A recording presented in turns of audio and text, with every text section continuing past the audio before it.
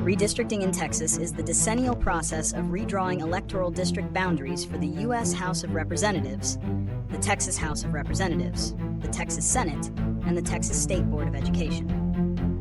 This critical process occurs every 10 years, following the release of new population data from the U.S. Census. The aim is to ensure districts have roughly equal populations, adhering to the one person, one vote principle. In Texas, the state legislature is primarily responsible for drawing these new district lines. The proposed maps must pass through both chambers of the legislature and be signed by the governor, much like any other bill. If the legislature fails to pass a plan for state legislative districts, a 5-member legislative redistricting board convenes to draw the maps. The process is highly contentious due to the potential for gerrymandering, the manipulation of district boundaries to create a political advantage for one party or group. This can involve packing, concentrating opposition voters into a few districts, or cracking, dispersing them across multiple districts to dilute their voting power. For decades, Texas's redistricting efforts have faced numerous legal challenges, particularly under the Voting Rights Act, with courts frequently striking down maps due to racial discrimination concerns. The current debate highlights concerns from Democrats that the proposed maps, drawn by the Republican-controlled legislature, unfairly disadvantage minority voters and solidify Republican dominance, despite Texas's growing and diversifying population. These maps are often designed to protect incumbent politicians and maximize the number of seats for the majority party. The recent redistricting hearing saw Democrats press Republicans on the lack of public input and transparency, while Republicans largely remain silent, further fueling accusations of predetermined outcomes and a disregard for fair representation. The ongoing legal battles and political tensions underscore the significant impact redistricting has on the state's political future. The ongoing tension and Democratic protests at the Texas redistricting hearing stem from several key factors, primarily revolving around the desire for political advantage and concerns about fair representation. Firstly, partisan advantage is the overriding motivation. As Texas is a Republican-controlled state legislature, the party in power aims to draw district lines that maximize their electoral success and solidify their majority for the next decade. This often involves gerrymandering, manipulating boundaries to concentrate opposition voters into a few districts, packing, or spreading them thinly across many districts, cracking, to dilute their influence. The current maps, drawn in 2021, already heavily favor Republicans, 25 out of 38 congressional seats, but the GOP is reportedly aiming to pick up even more seats at the urging of figures like President Donald Trump. Secondly, demographic shifts play a crucial role. Texas has experienced significant population growth, driven largely by Hispanic, Asian, and African American communities. These demographic changes often translate to increased Democratic-leaning voters. However, Democrats allege that the proposed maps actively work against these demographic trends, aiming to diminish the political power of these growing minority groups by drawing lines that prevent them from electing their preferred candidates.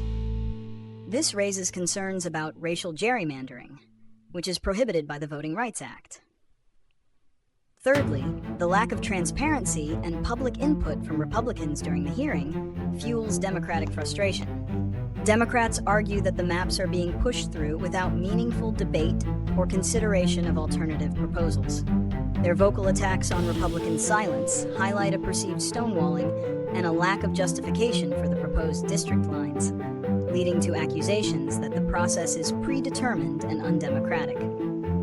Lastly, the unusual mid-decade timing of this redistricting effort adds to the controversy.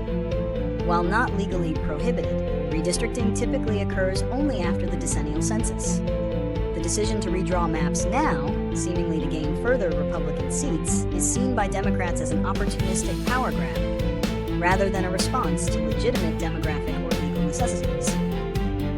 These factors combine to create a highly contentious environment, with Democrats fighting against what they view as an unfair process designed to disenfranchise voters and entrench Republican power. The consequences of Texas's ongoing redistricting efforts, particularly the aggressive mid-decade redrawing of maps, are far-reaching and impact both the state and national political landscape. Firstly, diminished voter representation and voice is a primary concern. If maps are drawn to intentionally dilute the voting power of certain demographic or political groups, particularly minority communities, it can effectively silence their voices in the political process. This can lead to elected officials who are less accountable to the diverse needs of their constituents, as they are primarily beholden to the voters in their safely drawn districts. Secondly, increased political polarization is a likely outcome. Gerrymandered districts often create safe seats for one party, reducing the need for incumbents to appeal to a broad base of voters. This can lead to more extreme candidates winning primaries and further entrench partisan divides, making bipartisan compromise more difficult to achieve in the legislature. Thirdly, the process almost guarantees prolonged legal battles. Texas has a long history of its maps being challenged and struck down in court due to violations of the Voting Rights Act and other constitutional concerns, especially regarding racial discrimination. Any new maps, particularly those drawn aggressively for partisan gain, will inevitably face immediate and costly lawsuits, creating uncertainty and potentially delaying the implementation of the new district lines. Fourthly, there's a risk of dummy mandering, where an overly aggressive gerrymander backfires. If districts are drawn too thinly to maximize partisan advantage, a slight shift in voter sentiment or a strong opposing candidate could lead to unexpected losses for the party that drew the maps, turning their intended gain into a strategic blunder. Finally, this mid-decade redistricting in Texas could set a dangerous precedent for other states. If Texas successfully implements a new, more aggressive partisan map, could encourage other states, both Republican and Democrat-controlled, to engage in similar mid-decade redraws, leading to a nationwide redistricting war and further destabilizing electoral processes across the country. Addressing the issue of partisan gerrymandering in Texas and across the United States requires a multi-pronged approach, as no single solution can fully eliminate its impact.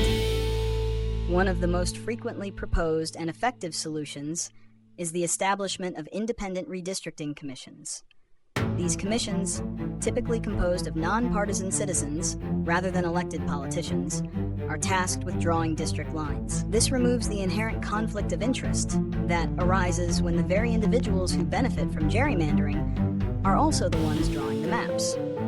States like Arizona, California, Colorado, Idaho, Michigan, Montana, and Washington have already adopted various forms of independent commissions, with varying degrees of success in creating fairer maps. These commissions often operate under strict criteria, such as maintaining contiguous districts, respecting communities of interest, and avoiding partisan bias. Another crucial solution lies in robust federal legislation. While the Supreme Court has ruled that partisan gerrymandering is a non-justiciable political question for federal courts, Congress has the power to pass laws that set national standards for redistricting. Bills like the proposed Freedom to Vote Act aim to prohibit plans drawn with the intent or effect of materially favoring or disfavoring any political party, and would have created new judicial avenues to challenge extreme gerrymanders. Such legislation could provide a vital nationwide safeguard against the most egregious abuses of the redistricting process. Furthermore, increased transparency and public engagement are essential. Requiring open public hearings, making all mapping data publicly available, and allowing citizens to submit their own proposed maps can help shed light on potentially unfair practices and empower voters to advocate for their communities.